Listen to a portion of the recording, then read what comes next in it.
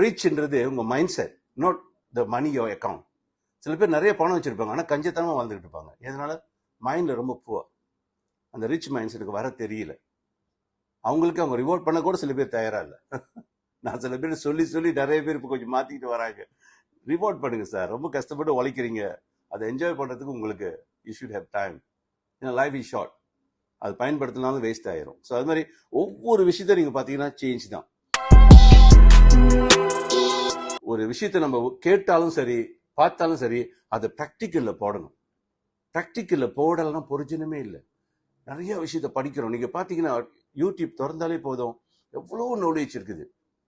we got inspired daily. இப்ப பாத்தீங்க AI வேற பேச ஆரம்பிச்சிருச்சு.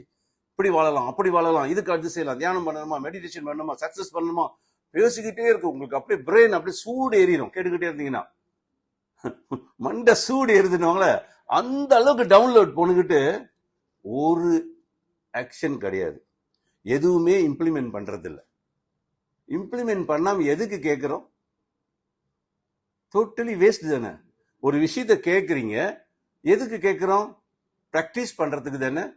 அப்ப ப்ராக்டிஸ் பண்றதுக்கு கேட்காம எதுக்கு கேட்கிறோம்?